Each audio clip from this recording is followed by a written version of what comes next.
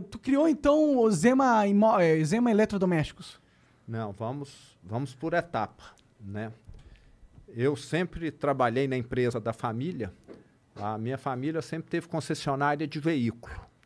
E o sonho do meu pai era que eu ficasse à frente desse negócio. Ele vendia Chevrolet, Opala, Chevette. Da hora. O pai de vocês deve ter tido algum desses carros aí. Meu pai tinha um Monza. Monza, isso. Meu pai era mais da Ford. Meu pai tinha Corcel, Maverick. Não, ele teve Corcel e Del Rey. Del Rey, isso. Então, teve acho que 3 Del Rey. Coisa assim. E o meu pai queria que eu ajudasse ele. Eu cheguei a vender uma Elba vermelha da Fiat. Legal. Mas eu não gostei do negócio, porque concessionária de veículo, você, de certa maneira, tem de fazer tudo de acordo com as regras da indústria, que é o fabricante. Você é um franqueado. E eu queria ter mais liberdade para trabalhar. Aí, inicialmente, assim que eu formei, vai lembrar que eu formei aqui em São Paulo, fiz GV, administração, terminei numa sexta, na segunda eu já estava lá trabalhando. E tinha um ramo de negócio meio exótico, que foi aonde eu primeiro fui trabalhar. Uma fábrica de carroças. Puta, isso é muito exótico. Muito exótico, não é? Aquilo que é puxado por um cavalo. Tinha carroça e charrete. E naquela época, isso final dos anos 80 ainda, carro usado no Brasil era caro, porque só tinha as 4 montadoras tradicionais aqui, Fiat, Ford, GM e Vox. Então, a carroça era bem mais barata do que uma caminhonete usada. Então, tinha um mercado. E eu tentei ampliar a indústria, tentei exportar para a África. Falei, lá na África vai ter um grande mercado, não sei o quê. Mas era um produto em fim de linha já. Eu fiz várias melhorias no produto, porque ele usava uma rodona tamanho 21. Aí eu pus roda de Fusca, que é 15, pus roda de moto, que é 17, para poder ficar mais fácil a substituição do pneu. Fizemos várias modificações, mas não adianta você querer produzir e vender CD hoje, porque todo mundo só consome pela internet. Então era um produto fim de linha. Foi bom que me ensinou muito, porque você vê que não adianta melhorar aquilo que ninguém mais está querendo comprar. E logo depois as caminhonetinhas foram lançadas, aquelas da Fiat, da GM, a Chevy, a Panorama da Fiat, e o preço foi chegando perto. E eu acabei vendendo essa indústria para uma pessoa lá, e depois de algum tempo ele desistiu também, o novo proprietário. E hoje eu nem sei se tem gente que fabrica isso mais. Deve ter uma ou outra, né? Porque eu vejo umas carroças andando por aí.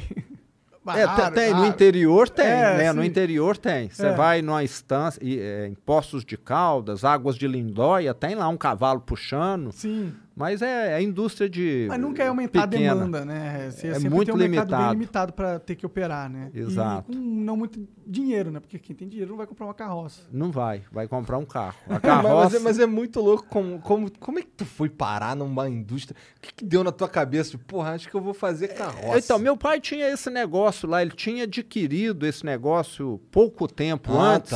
Meu pai sempre gostou muito de... Vale lembrar que na década de 70 e 80 que ele atuou, tinha aquela questão de conglomerado.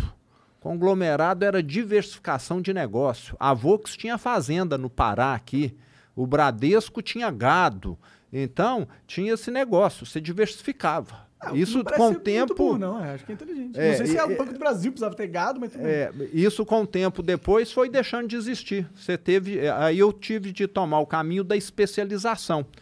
E o meu pai tinha lá uma pequena loja de eletrodoméstico e eu falei, esse negócio aqui vai me interessar, porque aqui eu não preciso ficar usando a cor da indústria, posso abrir filial aonde eu quiser. E aí eu comecei a ver que o negócio podia crescer. Isso bem no início dos anos 90. Pode crer. E aí, durante 30 anos, eu consegui abrir mais de 450 lojas que estão operando.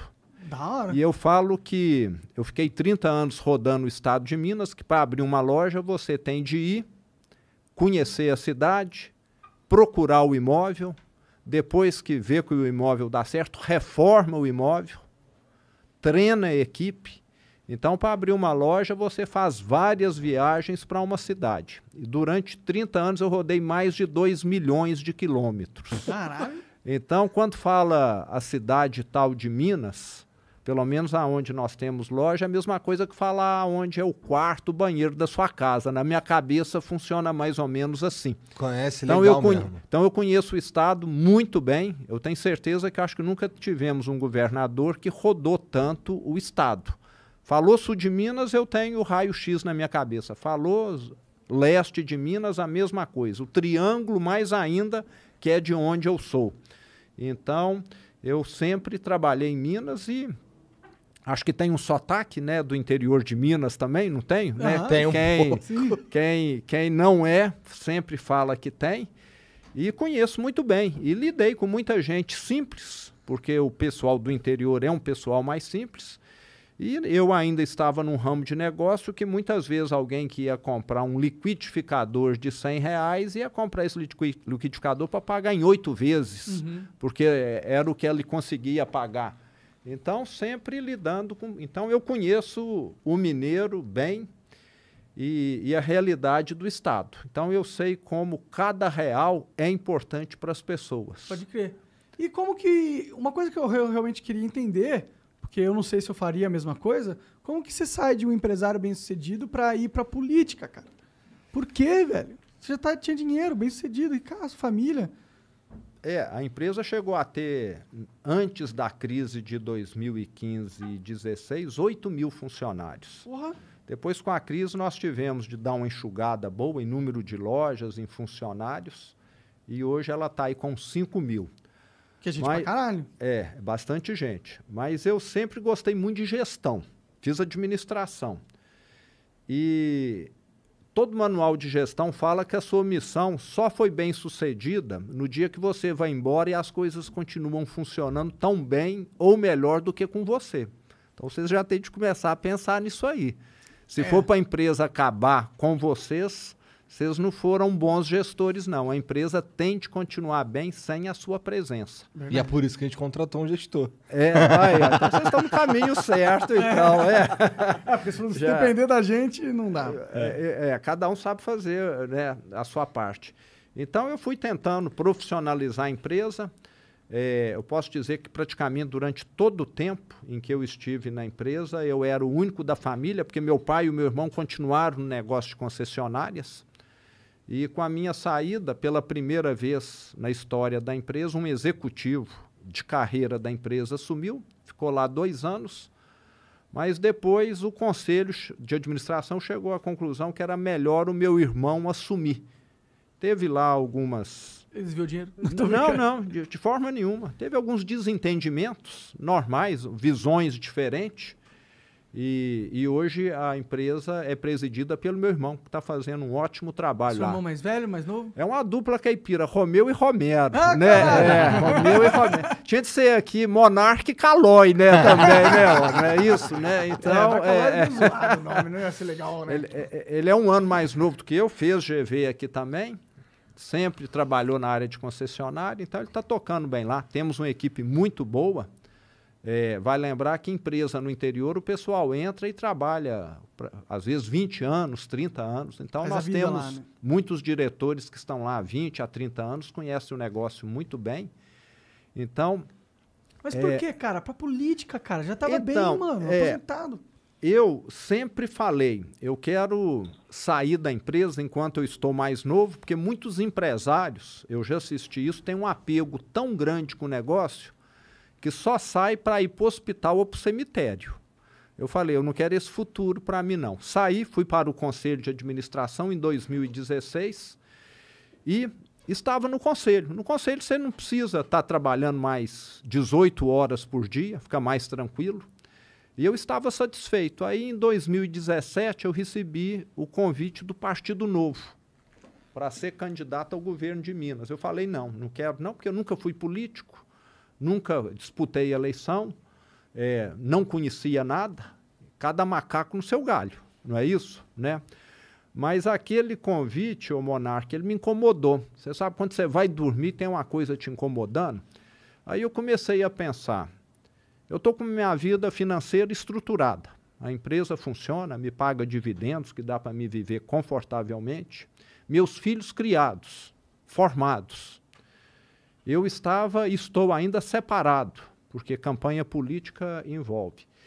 E eu falei, eu sempre reclamei muito do governo, que o governo atrapalha muito quem quer empreender, quem quer, é sempre regra demais, é sempre demora demais. Eu vou entrar nisso, pelo menos eu vou conseguir colocar para fora a indignação que eu sempre senti. E quem trabalha bem acaba envolvendo de corpo e alma, não é isso? Uhum.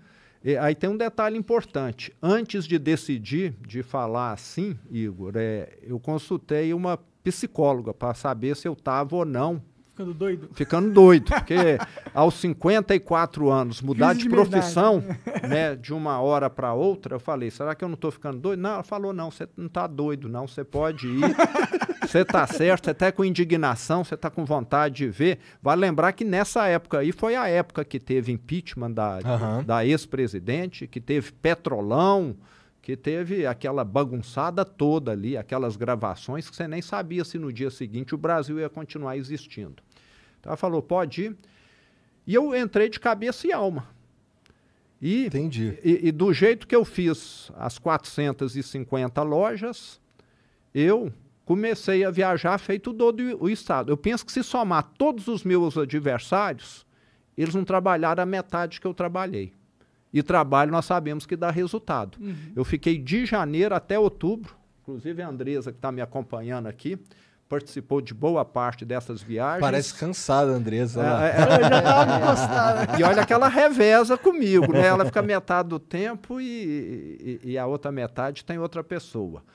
Mas nós viajamos sem parar, rodei 60 mil quilômetros nesses 10 meses, visitei mais de 200 cidades. E no início da campanha, eu chegava numa cidade e eu ia falar para 3 pessoas. Ia para outra cidade, falava para 5. Onde você falava? Na praça? Não. Na casa deles, na igreja? Chamava os empresários. Eu sempre tive muito contato com CDL, com associação comercial, mas você chegava lá, você via na cara das pessoas assim, susto.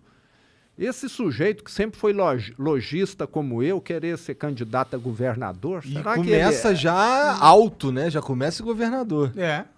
Comecei governador. Eu não fui cargo político, né? Eu não fui nem vereador, nem prefeito, nem deputado, nem nada. Então você via que as pessoas ficavam meio assustadas. Mas aonde você falava, as pessoas falavam, não, é isso que precisa. Eu não prometi nada.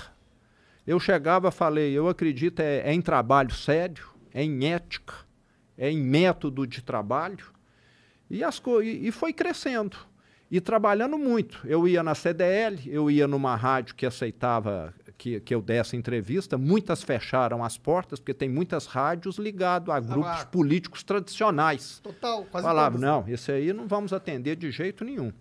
Mas, como no interior do estado, de certa maneira, eu já era conhecido, porque abri 450 lojas, são 450 imóveis que eu tive contato.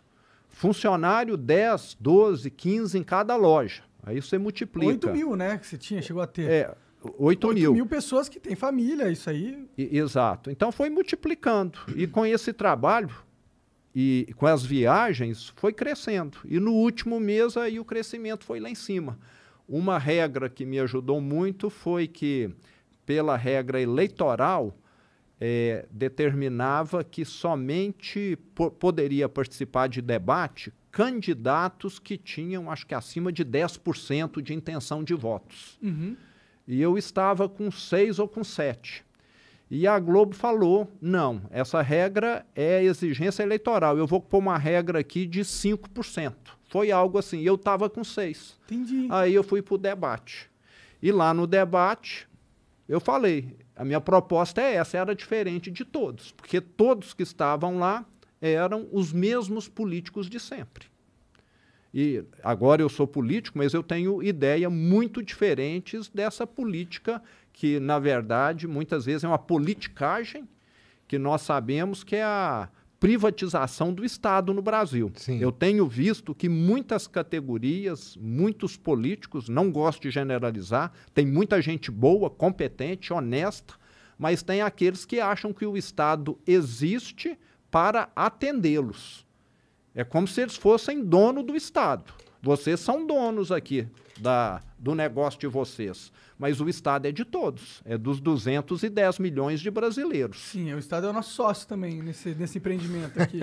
Só nos lucros, né? Só nos lucros. Se você tiver prejuízo, ele vem Pau te no meu ajudar, cu. não vem te ajudar de jeito nenhum. E me dificulta ter os lucros também.